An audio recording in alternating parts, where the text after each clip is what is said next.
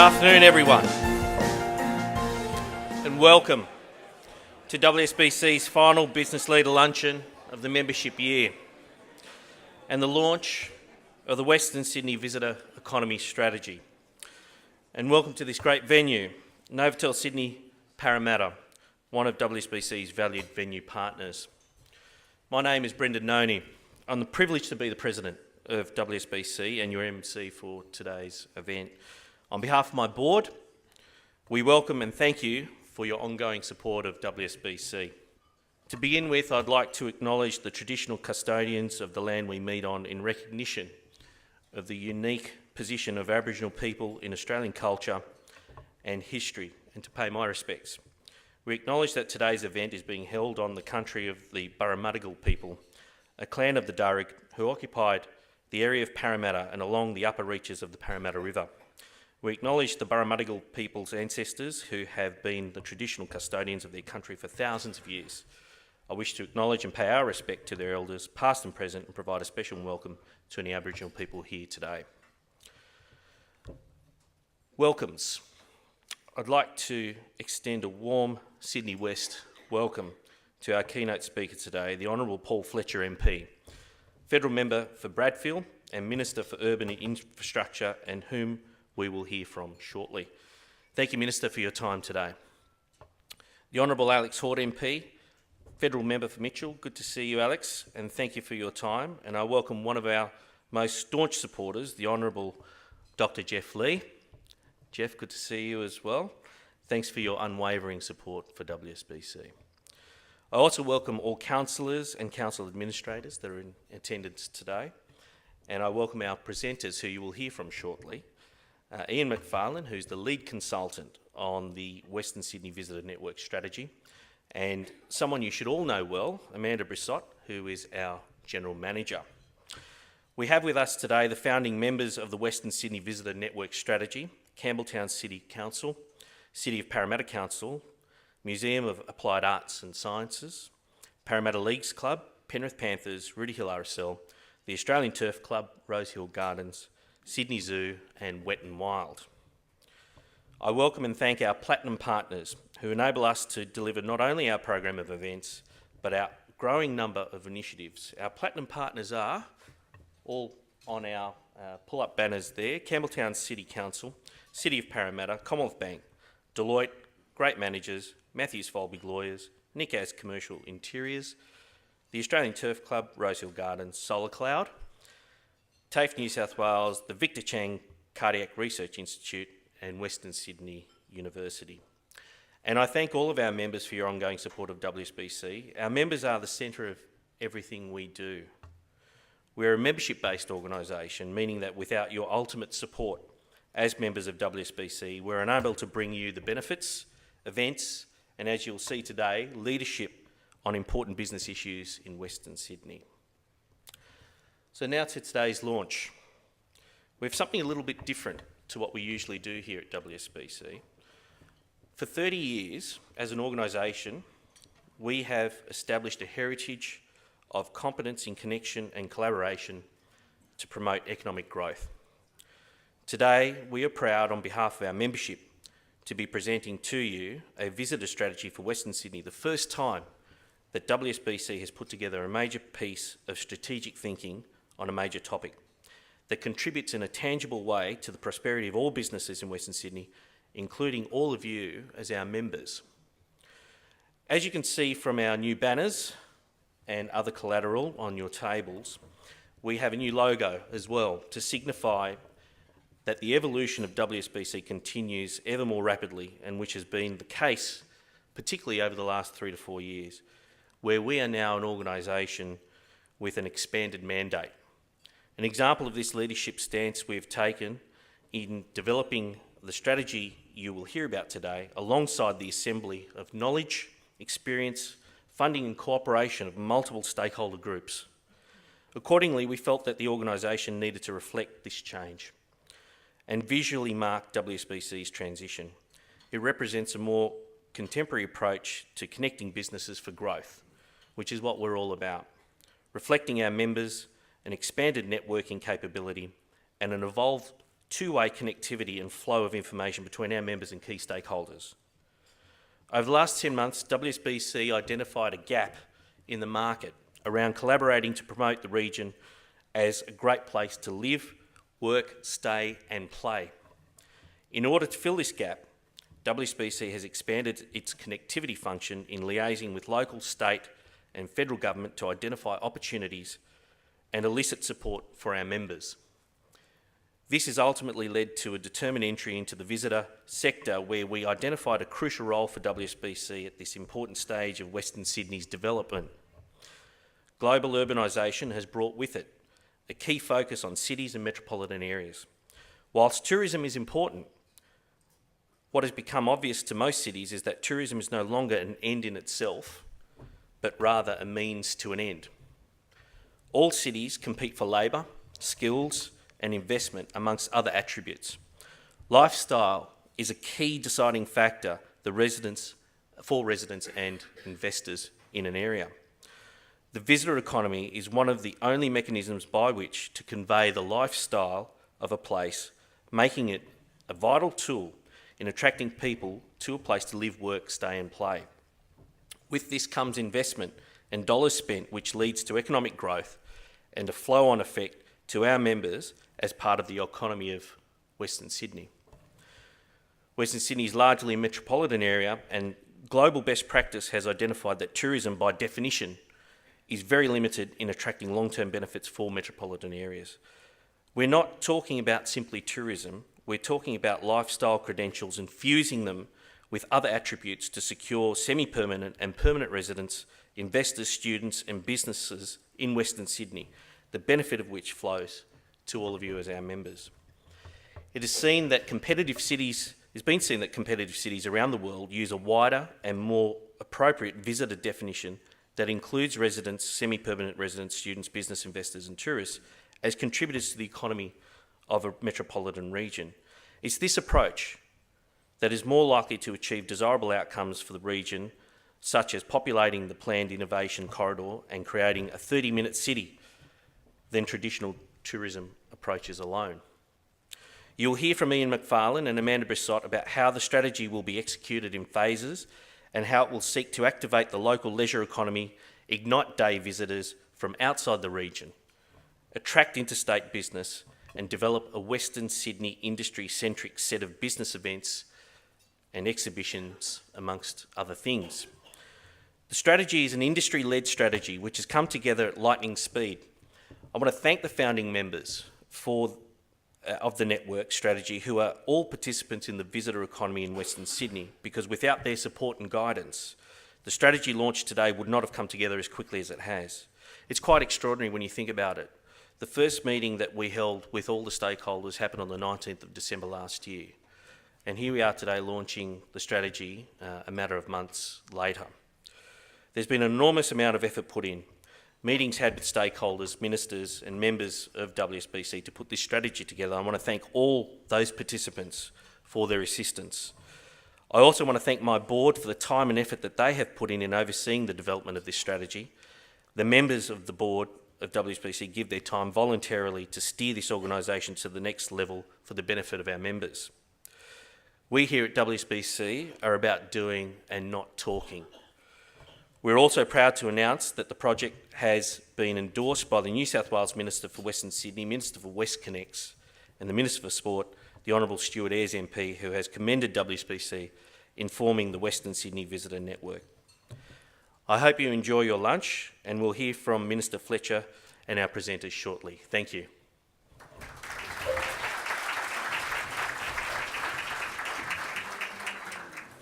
I now want to introduce the Honourable Paul Fletcher MP, the Minister for Urban Infrastructure in the Australian Government. Minister Fletcher entered Parliament in December 2009 as the member for Bradfield, was appointed Parliamentary Secretary to the Minister for Communications in September 2013, Minister for Major Projects, Territories and Local Government in September 2015, and was appointed to his present role in July 2016. Before entering Parliament, the Minister was Director, Corporate and Regulatory Affairs at Optus for 8 years, establishing a consulting firm serving the communications sector, and in 2009 His book about broadband, Wired Brown Land, was published by the University of New South Wales Press. Early in his career, Minister Fletcher was Chief of Staff to the Minister for Communications in the Howard Government, Senator Richard Alston.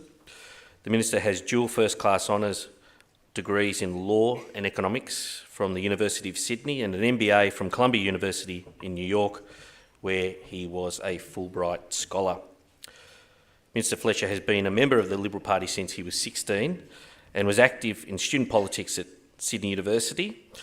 He was a champion university debater, twice reaching the finals of the World Universities Debating Championship. Minister, welcome to the stage.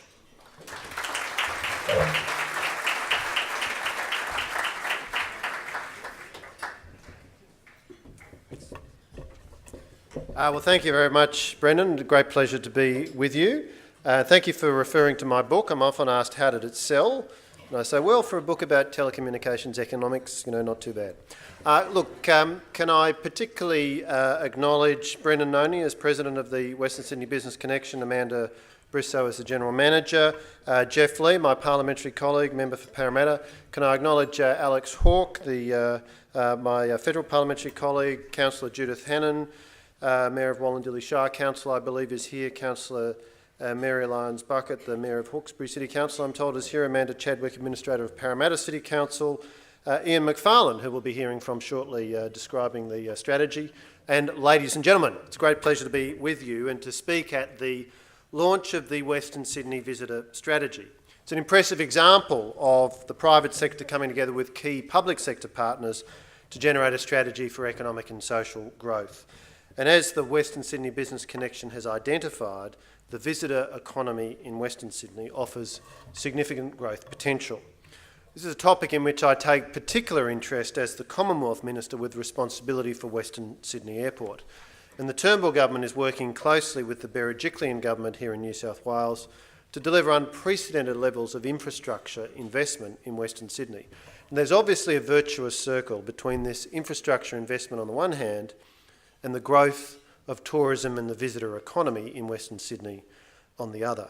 The new infrastructure is vital to support growth, and at the same time, by improving the infrastructure, we can stimulate and attract increased tourism, increased visitor activity. So before I turn to speak about the Western Sydney Visitor Strategy, can I just remind you of the scale of the investment that you're seeing in Western Sydney infrastructure, and three projects in particular stand out. The first is WestConnex, the $16.8 billion motorway project, with very substantial funding from the state government and also supported by the Commonwealth Government, $1.5 billion of grant funding and $2 billion of concessional loan. And WestConnex is going to deliver a better connection between Western and southwestern Sydney on the one hand and other parts of the Sydney metropolitan area on the other. The second project I want to mention is the Western Sydney Infrastructure Plan. So that's a $3.6 billion infrastructure commitment jointly funded by the state and federal governments to build first-class ground transport connectivity for Western Sydney Airport, as well as making other important improvements in the Western Sydney road network. Under the plan, there'll be a new M12 motorway, which will connect Western Sydney Airport to the M7 and then into the Sydney motorway network. The Northern Road is going to be upgraded to 4 lanes along a 35-kilometre stretch. And on Monday of this week, I was with the Prime Minister, who turned the sod on 3 components of that project, $1 billion worth of work. About 4 kilometres close to Penrith, about 11 kilometres towards the southern end, and another 4 kilometres as stage 2 of the work on Bringelly Road. So an enormous amount of work going on to transform the road infrastructure in Western Sydney.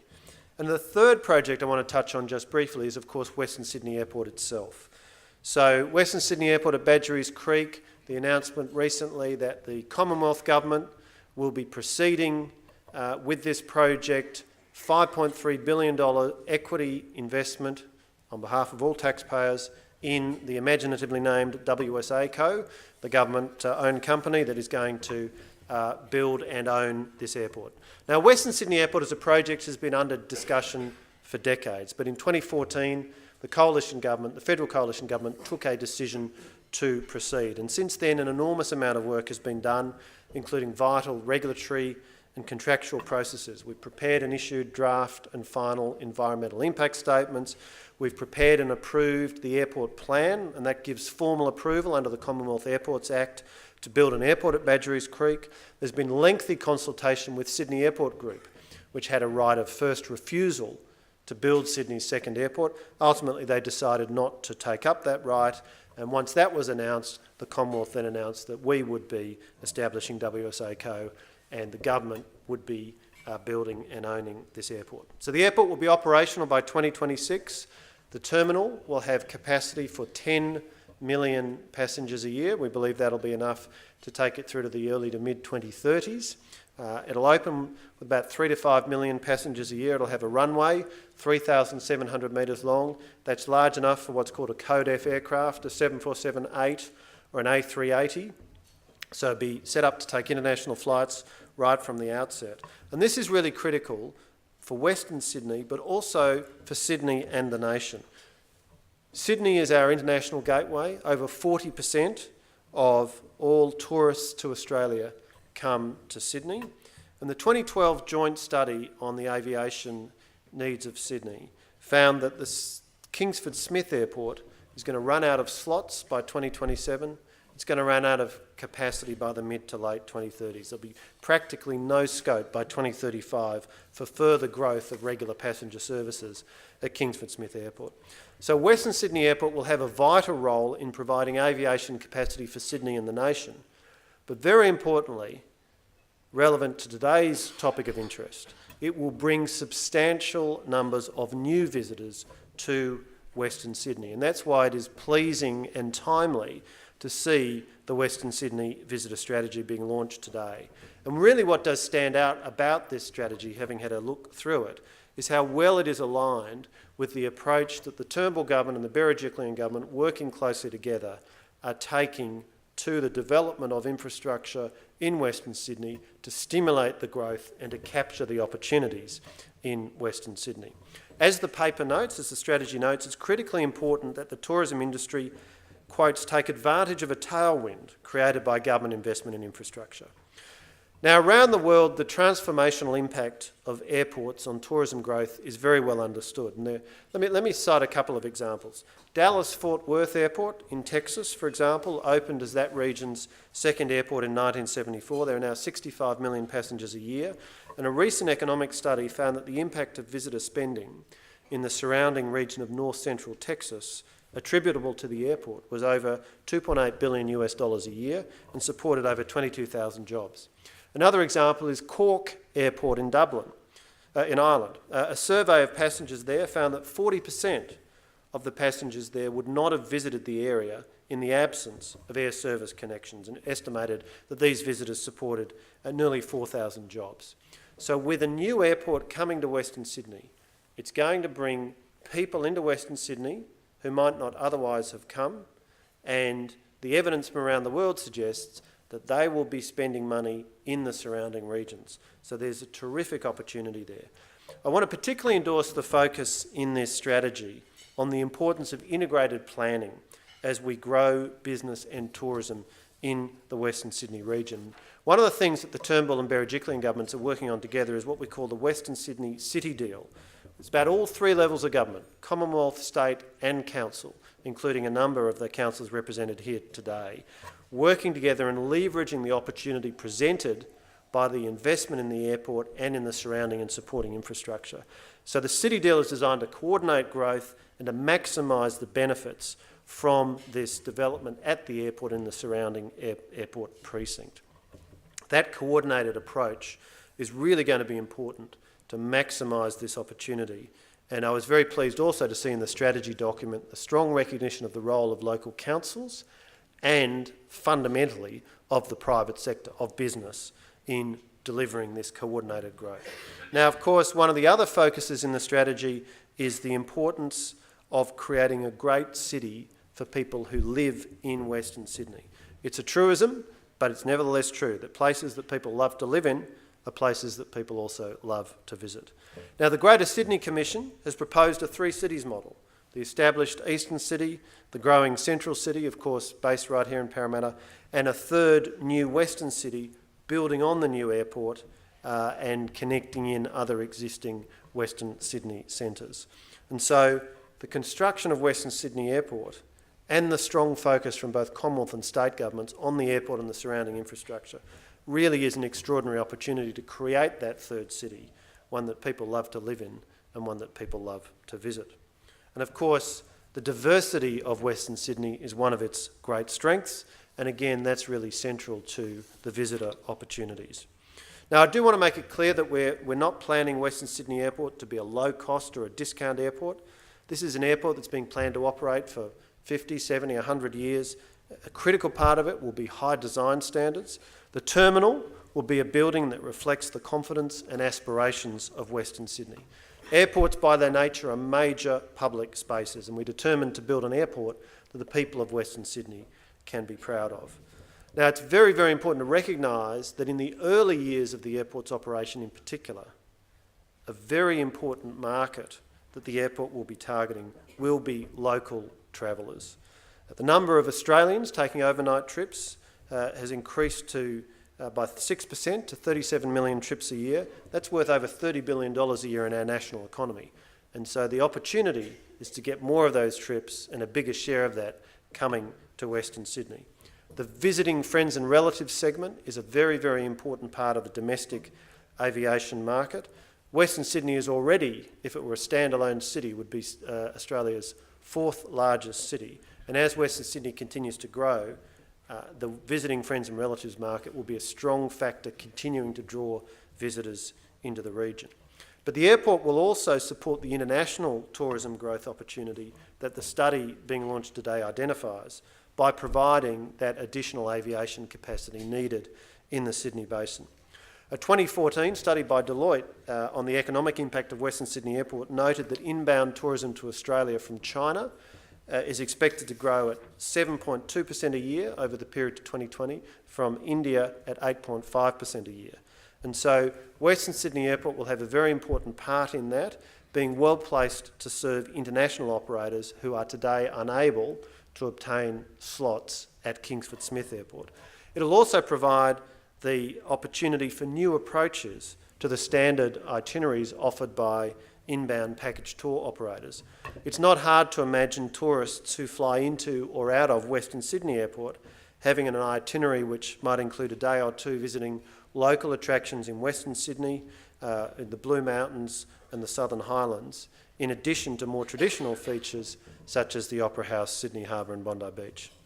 Now, it is of course vital that we have a deep relationship with the community as we develop Western Sydney Airport, and that the development of the airport is leveraged and linked into strategies to attract additional visitors such as the one that is being launched today. And so that engagement is very, very important. It's very important the people of Western Sydney are able to fully participate in this exciting opportunity for Western Sydney. So let me conclude by stating my belief that this is a very exciting time for tourism and for the visitor economy in Western Sydney and its surrounding regions. The combined investment of the New South Wales and Commonwealth governments, including particularly Western Sydney Airport, really has the potential to spark a transformation of tourism and the visitor economy in Western Sydney. To capture this opportunity, we need a coordinated and strategic effort. So I do commend the Western Sydney Business Connection for your work to answer that need by developing the Western Sydney Visitor Strategy being launched today.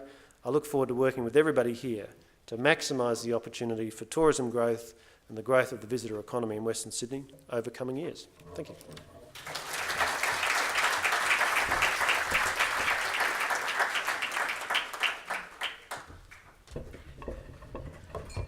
Thank you, Minister Fletcher.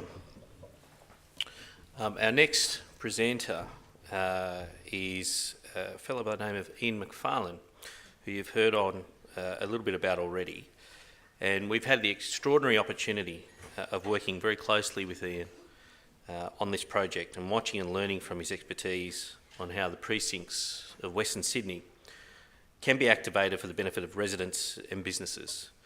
It's my privilege to introduce a marketing professional of over 30 years' experience who has developed and managed the execution of landmark marketing strategies and the establishment of enduringly relevant and profitable brands.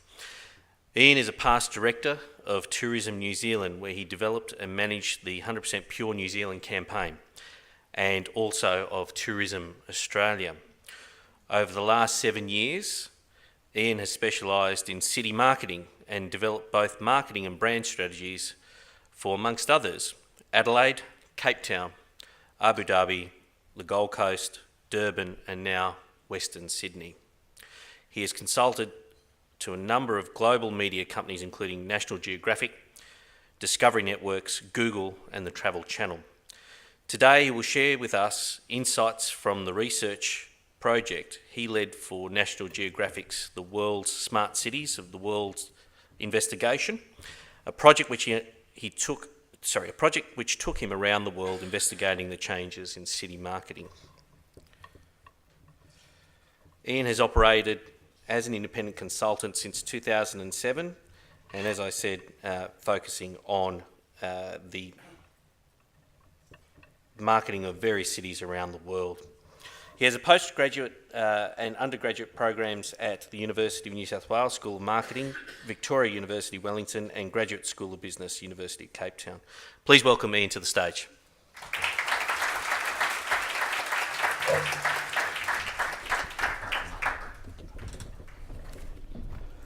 Thanks, Brendan. I always get a bit concerned when speaking to business people because I don't know how to make this complicated enough for you.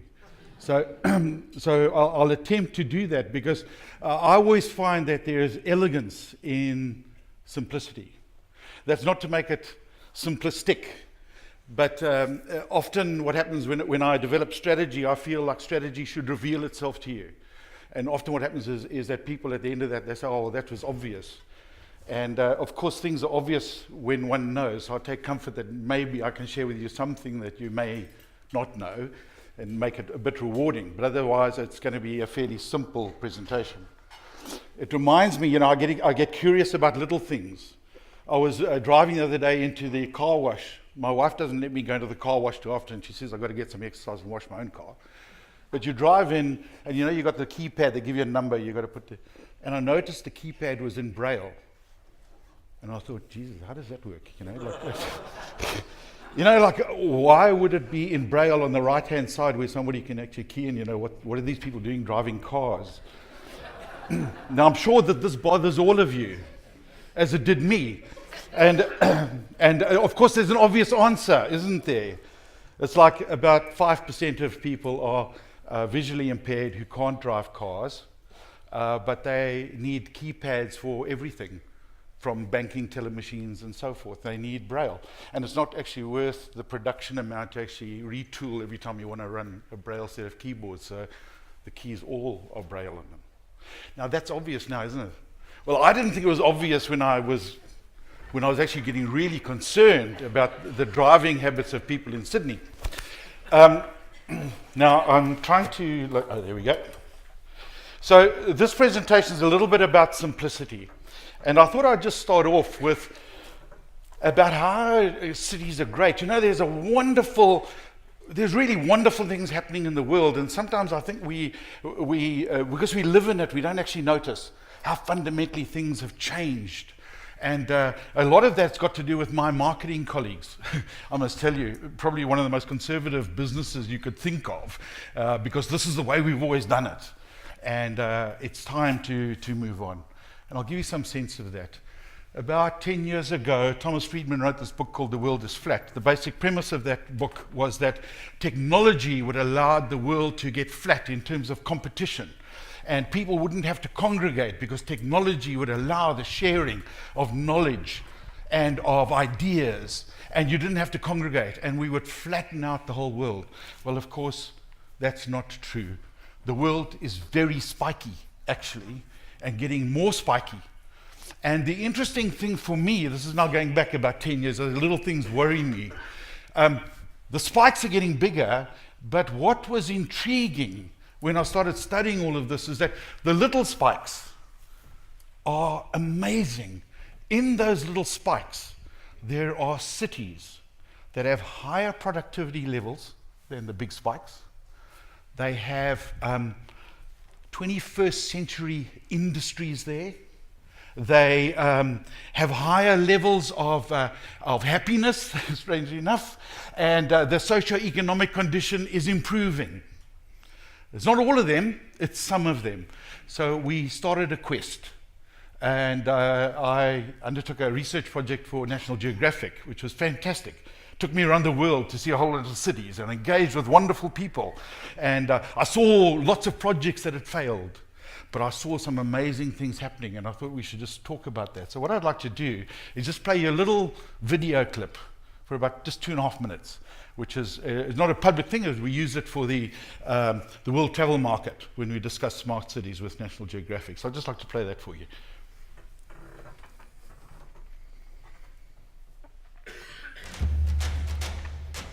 The only constant in our world is change. Over thousands of years, humans have observed not only the great migrations, but significant shifts of habitat and adaptations of flora and fauna. Many people, however, appear to only casually glance at the greatest migration of all time, that of human beings from rural to urban areas. Whilst providing huge opportunity and efficiencies, it is inevitable that mega and other larger cities will need to navigate straining infrastructure, health, congestion, and livability. We need to ponder the fate of the cities that lie outside these urban conglomerations. Are they to thrive, survive, or crumble? It is sadly inevitable that many cities in the 21st century will crumble. A select number, however, will thrive because they identified some time ago that success would always emerge from elevated levels of livability. They recognise that they actually compete with all other cities in the world's most important market, that of labour. By attracting knowledgeable, skillful, entrepreneurial and creative people, they have the capacity to draw the very industries and resources most suited to living with, not being consumed by, the large urban centres. We are embarking on the age of the smart city.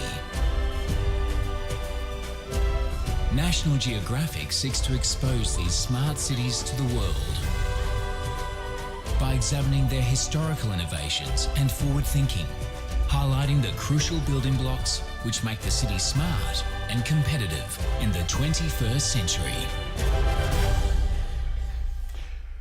I find it interesting that the big accounting firms and the technology companies have aligned the word smart with technology. And everywhere I went around the world, they said, no. A smart metropolitan area is one that's got smart people in it. Because they use the stuff like technology and talent and tolerance to market themselves and attract people, whether they be visitors or otherwise. So I thought I'd just take you through a little story, actually.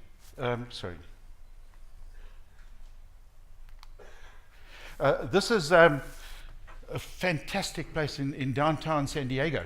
It actually is the San Diego Central Library, which was renovated to the tune of about $170 million once, all through the private sector. And what is interesting about it, not only is it a stunning building, but actually tourists go there. And I wondered why, and I went inside the building. So typically, it's got a beautiful entrance foyer, as one would expect. And you go into this library and you're sort of overwhelmed by the way, I love libraries. I go to them wherever I go to a new city. Beautifully done. But you know what was interesting, of course, was if they've done a deal with MoMA in New York, and they've got a retail shop in there which has got the most exquisite little pieces of retail that merchandise that you can't buy anywhere else. So people go in there just to buy that. What they also do is they have a conference center. So they consistently attract business conferences and events into the library. They stream live events. This just happened to be a horse race where corporates actually went into their room and actually this is, by the way, a library, can you believe it? And they got this stuff going on. They host events which they deck out. This one happened to be about giving women the vote, which is we won't say anything about. However, wonderful sort of thing, and they deck it all out, and there's wonderful expositions for associations and so on. They have happens to be a costumes from a traveling museum display about stuff from Broadway. By the way, they host weddings in this library. They've got a beautiful atrium and people get married in it. But the key is, the real issue about this library is this. This library is stacked like this. And what I'd just like to show you that behind here, there's a whole lot of rooms, seminar rooms, and the library is packed with them. And when I asked what those were for, by the way, this photograph was taken in the morning. In the afternoon, this library is packed with school kids. And what they do is these seminar rooms are tutorial rooms. And the kids from downtown, if you've ever been to downtown San Diego, there are a lot of disadvantaged children there who come from single parent families. And what they found was that these kids had nowhere to go in the afternoon. So they said, why don't we actually host them here to do their homework? And then the people went to the old age homes around San Diego and they said, why don't we, we'll ask old people here if any of them would like to tutor, any of them teachers. They now have a roster of these people who are on pension actually going in every day to teach school kids who are now off the streets and learning. The following day after this, I went to, strangely enough, a company called San Diego Connect. And I asked what the story was. And they said, you know, there are poor people and rich people wherever you go in the world. And there are different skills required for different jobs. But we have a common vision in San Diego, is that no matter what you do in San Diego, you're going to be the smartest. So if I am a waiter in San Diego, or if I'm making coffee in San Diego, I'm going to be the smartest waiter in North America, or the smartest coffee maker. And they have this central thing that drives them all. And I thought it was just a wonderful, wonderful way of demonstrating how an asset is used for the betterment of people. So smart cities are about smart people.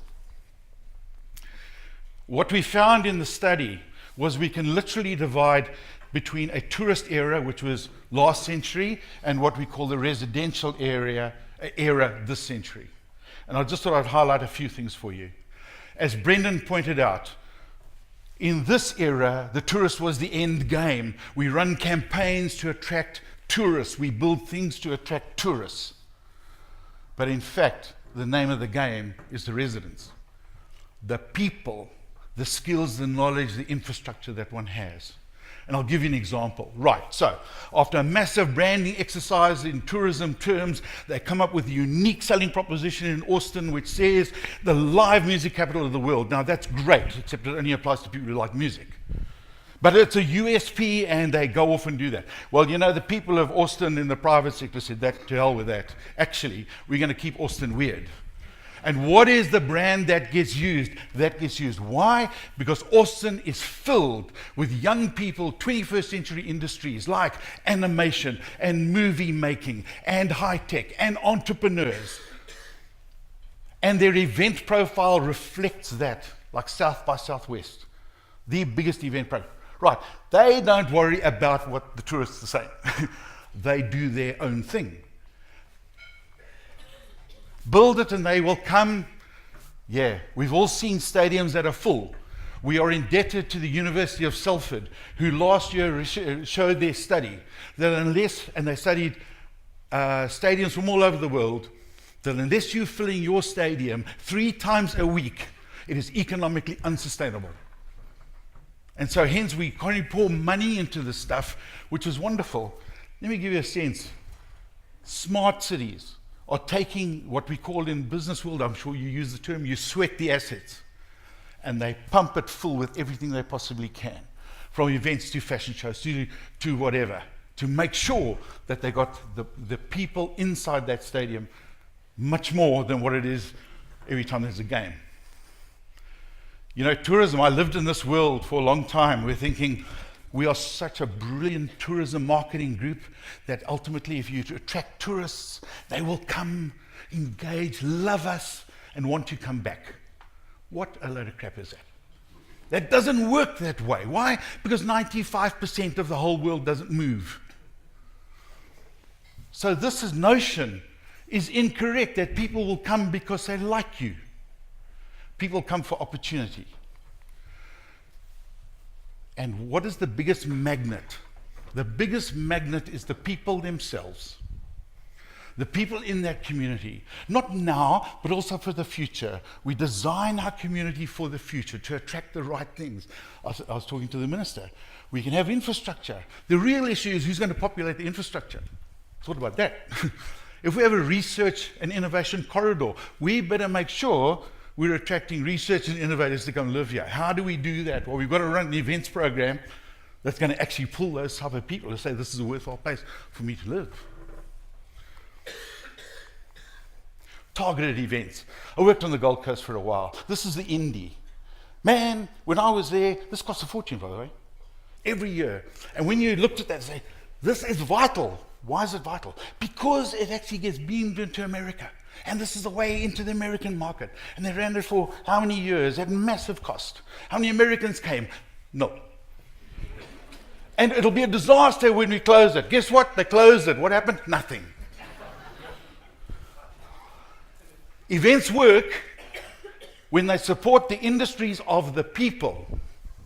So you go to Edinburgh, this is a massive craft beer festival. Rather invest in craft beer or food or art. If that's what your people do, you take them to the world. You don't invent something. All the assets are here. Okay, so this is not new. William Shakespeare, Coriolanus, right, in the play. What is a city but not for the people?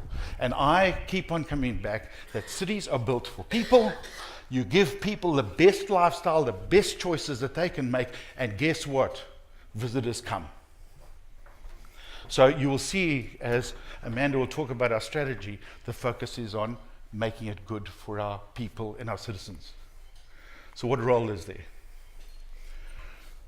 The role for the visitor economy is, number one, to contribute to the economy and grow it and create jobs. As you know, in the informal sector, it is massively important.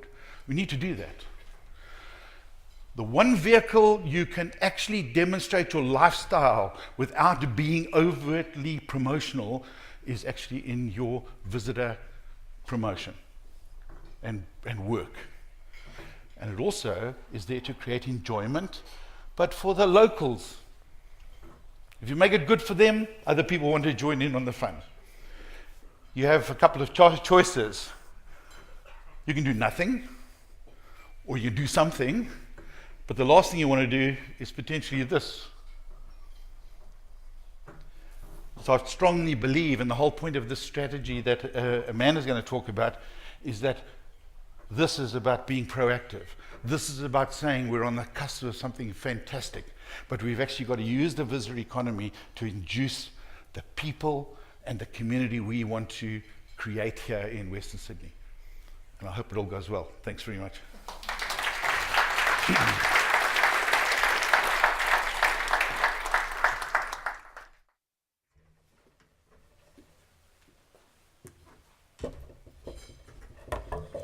Thank you, Ian. The next presenter, as I said earlier in the piece, is someone that should be very well known to everyone in the room here. Amanda Brissot is our General Manager. How do I introduce Amanda? Well, she is our tireless General Manager who has been integral and instrumental in bringing together the visit strategy that we're hearing about today. Amanda has taken the bull by the horns when it comes to getting all the stakeholders together to have brought this visitor strategy to this point. It's not an easy job. Amanda joined WSBC in August 2016, coming to us from a rich landscape of corporate and government experience, including the Sydney Harbour Foreshore Authority and Lexmark, where she was responsible for managing Lexmark's sponsorship of the Indy 300, as you just saw up there on the roll from Ian. In her role immediately before joining WSBC, Amanda was the sponsorship manager at the Harbour Foreshore Authority and was responsible for both the management and leveraging of sponsored third-party properties and strategic partnerships, as well as selling, negotiating and delivering sponsorship rights for the authority-produced events. Amanda identified and secured best fit partnerships for the authority precincts and worked with the partners and internal stakeholders to successfully leverage the authority's investment, which included the Australia Day Council, the Sydney Gay and Lesbian Mardi Gras, the City of Sydney New Year's Eve and Chinese New Year, and Wheelchair Sports New South Wales Oz Day 10K wheelchair race. Amanda was responsible for selling, negotiating, delivering and activating partnership benefits across the authority's full event suite, 11 events each year. In the Rocks and Darling Harbour, these events included Australia Day, New Year's Eve and Aroma. Amanda's charter was to strategically align the authority's precincts and events with brands that align with the authority's brand, demographic and event activity to improve visitor experience and provide commercial returns. Amanda has secured and delivered sponsorship benefits to household names including Breville, Nova Entertainment Group, Fairfax, Gourmet Traveller, Coca-Cola, Nestle, Renault, the list goes on. This is why we jumped and hired Amanda when she came across as an applicant in August last year for our General Manager's role. Amanda, welcome to the stage.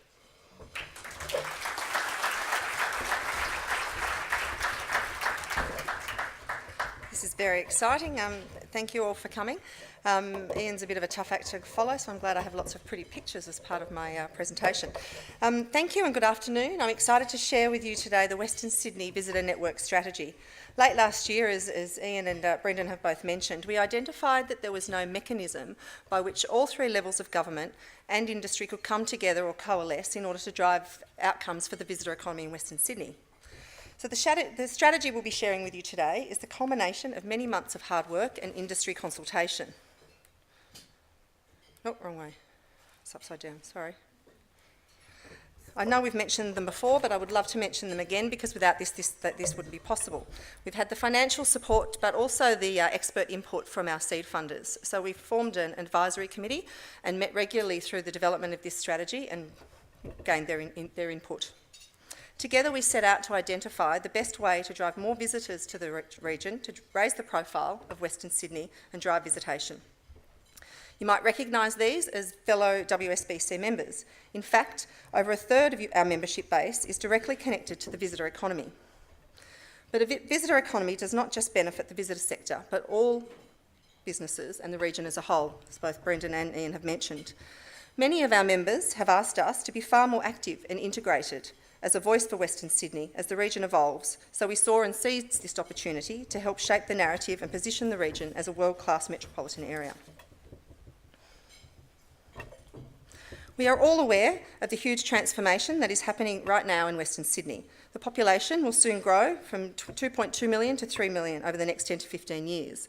We'll have a new airport, science and innovation corridors, medical research hubs, as well as a whole host of roads, transport and residential infrastructure. This investment brings with it huge potential to enhance the socio-economic condition, not just creating a carbon copy of what we have right now. It seems to us that it's time to start thinking about the right mix of residents and businesses to align with our collective vision for the region, a region that is connected, a region that is cutting edge, a region that is innovative, a region that is diverse and a region that is sustainable. Whilst infrastructure will alter the landscape and provide the opportunity, as Ian mentioned, it's ultimately the people of the region that will attract a new wave of migrants, as well as engage with and create the sustainable metropolitan area that we're all working towards. Just to drive this point home, the visitor. So before we get into it, we really need to talk about this because when we're talking about a metropolitan area and not a tourism destination, our definition of the visitor is an important one. The strategy defines and addresses the visitor as not just tourists, but residents, semi-permanent residents, students, workers, and business investors. It's our view that the visitor economy does three things. Of course, it attracts visitors, providing revenue and jobs. It enhances the lifestyle of the residents. It's also the only mechanism by which you can promote the lifestyle of a place. And it's this fact that makes the visitor economy so critical to the success of Western Sydney's future. Now, it will come as no surprise to you that we are not without our challenges. Although the region sees visitation of over 9 million people annually, 90 to 95% of those are visiting Sydney Olympic Park, which indicates that we have a dispersal problem. While we consider our friends at Sydney Olympic Park very much a part of Western Sydney and obviously plan to leverage the opportunities that are there, there's no doubt that you end up with a very different strategy if you isolate those numbers, which we have done. The visitor economy currently only contributes at best 4% to our GRP, which means the segment struggles for share of voice and relevance and is probably underperforming as a sector. There's also little doubt that the assets and experience are underutilised by locals. And we have an awareness and perception problem. It's our view that the perception no longer aligns with the reality, which is not uncommon for a region undergoing such rapid transformation. Finally, we need to start thinking about how we are going to attract the right kinds of residents and businesses to populate all this wonderful new infrastructure. Now on to the good stuff, the strategy. The vision for the strategy is to ensure that the visitor economy is a major contributor to the Western Sydney's growing socio-economic condition. Our mission is to invite people to Western Sydney, ensure they delight in our way of life, as we do, so we get them back as friends.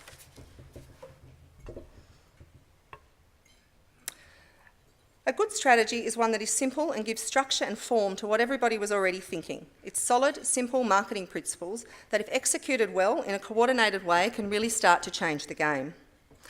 Our visitor network strategy has 4 key elements that neatly align with different funding streams. First, we need to activate the local population by letting them know what's on in their own backyard or in the suburb next door. As we've heard, tourists only go where the locals go, not the other way around, so it's important that we get this bit right. This in turn will also stimulate the visiting friends and relatives market, a key growth segment in a region with such a diverse multicultural population. We need to try and expand our local catchment area, so we're not only promoting individual LGAs and cities, but the region as a whole. We need to get people from Fairfield to travel to Parramatta and people from Blacktown to Penrith. It's not all about getting people from the east to come for the day, although we do have them firmly in our sights as well. But we need to give people a reason to stay and to play and let them know what's on by assembling packages and experiences into marketable itineraries. 2, we need to attract day visitors by creating unique experience trails. Creating unique experience trails is not about setting up a trail that is intended to be consumed in a day, but rather assembling experiences into categories to make them easier to communicate and digest. You may be interested to know that Western Sydney is home to at least 6 craft breweries. Why not be known as the craft brewing capital of Sydney? There are any number of experience trails that can be created for Western Sydney that I will go into a bit more detail later on. It's by finding those commonalities across the region and marketing them that starts to make marketing the region as a single proposition more compelling. We need to invite overnight guests. For this, we will focus on leveraging major events with direct marketing campaigns. Finally, we need to invest in the future. The events and activities that we plan for Western Sydney must align with our vision for the region and the core competencies of the Labor. How are we going to do this? Firstly, we're going to tell people about what's on via a smartphone app. We're going to facilitate direct engagement between the visitor and the industry via the app and the website. We'll develop direct marketing campaigns leveraging the region's sporting strengths like Rosehill Racecourse, Parramatta Eels, Penrith Panthers, and assembling trails into experiences, which I'll go into a bit more detail later. Now for the exciting stuff, the creative. I'm sure you're all wondering what the SW is doing up here on stage. Welcome to Sydney's West. No matter who you are, no matter where you come from, you are welcome here. This is the sentiment very much at the heart of the strategy and the creative. We have not set out to create a new city brand because we are really proud to be part of Sydney, but we will adopt the Sydney's West creative to identify that we are colloquially geolocated. This gives a fresh and friendly take on Western Sydney while staying true to who we are.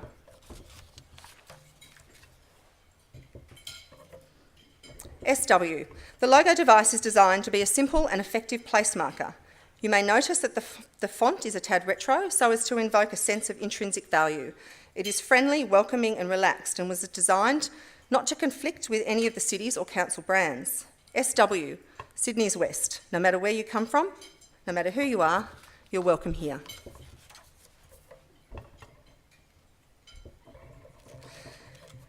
Now here we have some creative applications of the logo. You'll see that we have used beautiful and striking imagery of the various experience categories in the background that invoke a feeling or an emotion.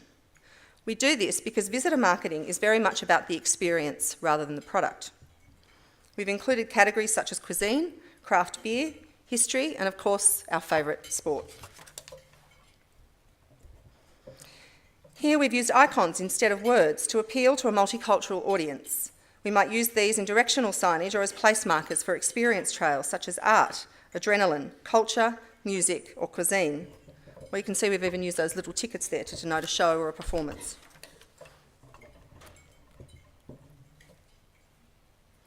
The app and the website. As you would expect, there is a big focus on digital technology in this strategy. No visitor strategy in this day and age would be complete without it. Easy access to information on the app and the website will help us activate locals, attract day visitors and overnight guests.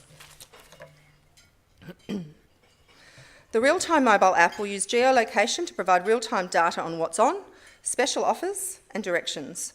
We will look to build itineraries and showcase experience trails.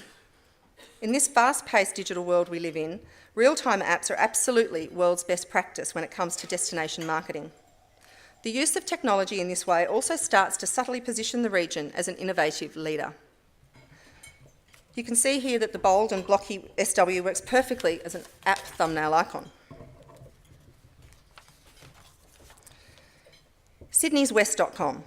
sydneyswest.com will provide visitors the opportunity to connect with an operator in 3 clicks or less. Sydney-siders, locals, internationals and interstate visitors will now have a single source of information if they want to know what's on, where to eat, where to stay or what to do with the kids on the weekend when they're visiting Western Sydney.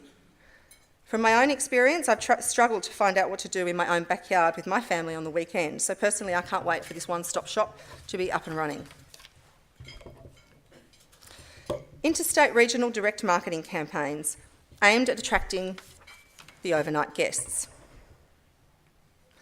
In the medium to short term, we set our sights on leveraging existing major events with initial focus on sport by targeting regional and interstate rival club fans.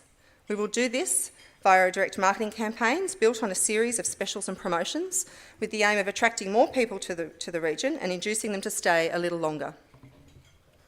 We will also look to leverage the region's many horse racing facilities and events such as the wonderful Golden Slipper. Here is an example of a direct marketing campaign inviting Melbourne Storm fans to watch the game live in the heart of the enemy. We will work with Western Sydney sporting teams to develop a series of similar direct marketing campaigns and are in discussions with the Parramatta Eels to run a pilot campaign targeting rival interstate regional clubs between now and the end of the 2017 season. Experience trails. This is about attracting day visitors and giving people a reason to visit and stay a little longer. While it may or may not be true that each LGA or city currently lacks critical mass of assets and experiences, it is certain that as a unified region we start to become a much more compelling proposition. For example, while Parramatta and Harris Park are both highly regarded as authentic international dining destinations, if you take those and add to them the wonderful Middle Eastern restaurants in Fairfield and the fabulous little Indian or African restaurants available in Blacktown, as a region you can start to assume ownership and become famous for authentic international cuisine. And we all know of our own favourite little hole-in-the-wall authentic dining destinations near where we live. You know, the food is cooked by the people that come from the country where the food comes from, and it's, you know, it's second to none. And being home to such a multicultural population, I think Western Sydney, really, we have a big opportunity there. It celebrates the cultural diversity that makes this place unique. It's about grouping together what is already here into bite-sized marketable chunks. And slowly we start to change the narrative so that it is reflective of what is unique about the place. Look at the incredible success of the Hawkesbury Harvest. What a wonderful initiative and an outstanding example of what a great trail could look like. And here is an example of a cycle trail creative. There are any number of experience trails that could be created for Western Sydney: bushwalking, art trails, and of course historic houses, which a number of our city councils have already started doing some wonderful work on. Here is the creative being used in directional signage applications, linking together those experience trails and connecting them to the real-time app.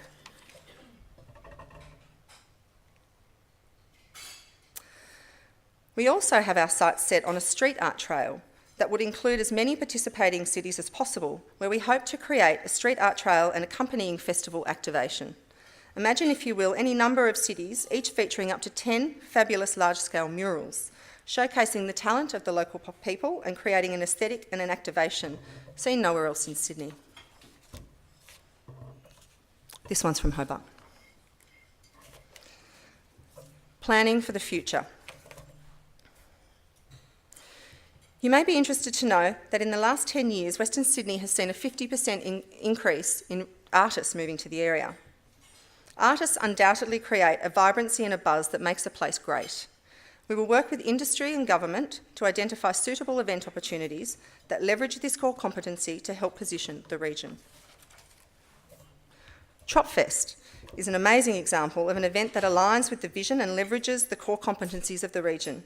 It positions the region just that little bit differently, but leverages what is real and authentic about the place and provides residents with a platform to showcase their talent, hopefully attracting more talent.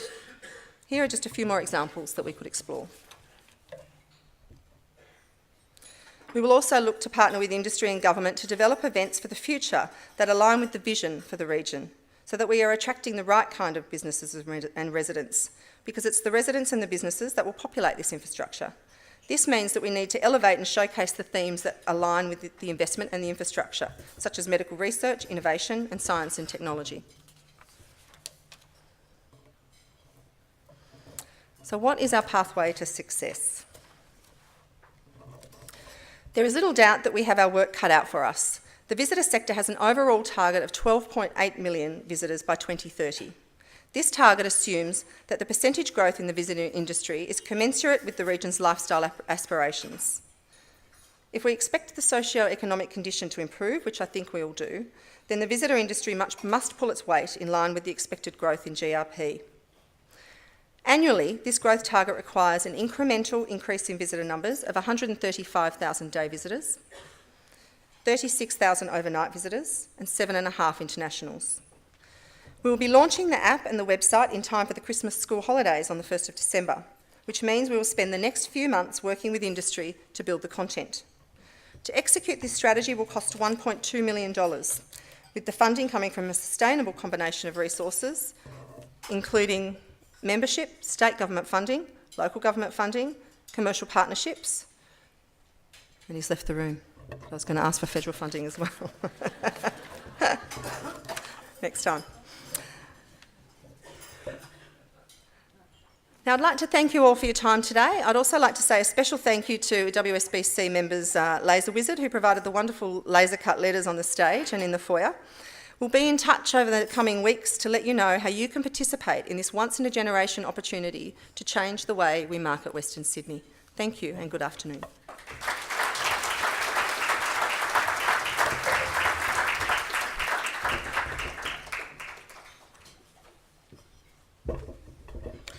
Thanks, Amanda. Excuse me. I cannot say enough how much hard work Amanda personally has put into this project.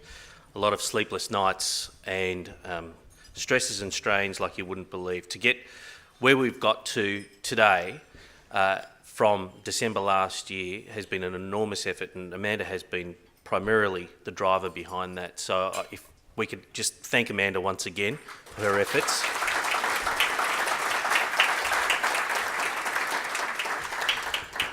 We'll get you on your way shortly. I once again thank the Honourable Paul Fletcher MP for his keynote today, and our presenters Ian McFarlane and Amanda Brissot. Please thank them all in the usual way.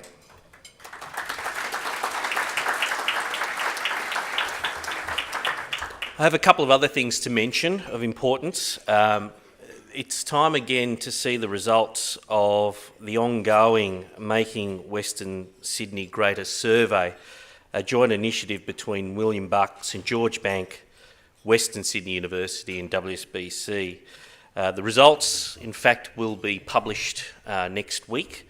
However, I have been given a little sneaky peek to share with you some highlights today. So, broadly, we have recorded now 2 years, 4 full survey periods of positive revenue expectations, positive profit expectations and positive business sentiment in the business community of Western Sydney. Business sentiment has increased notably in this survey, reaching its highest point over the survey's history to 36.75, And this was also confirmed by some statistics that I heard from Craig James, the Chief Economist of CommSec, only a few weeks ago.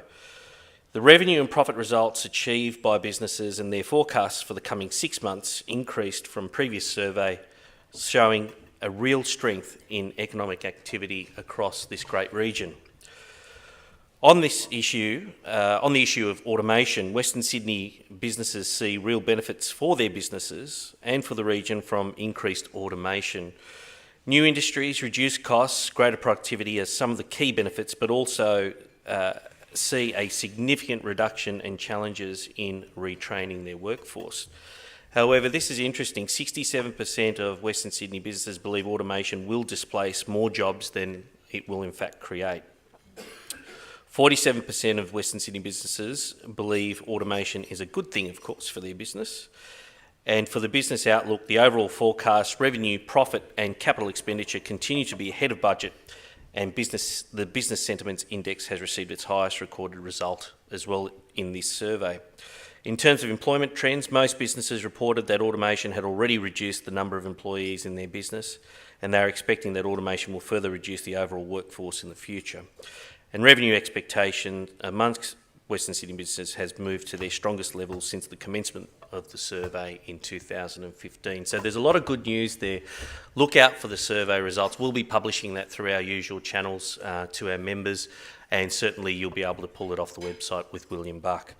Now, just before I go, I'd like to announce the date for our showcase event of the year. The 2017 State of the Region address, delivered this year by New South Wales' new Premier, Gladys Berejiklian, has been confirmed for Thursday, the 7th of September at Rosehill Gardens.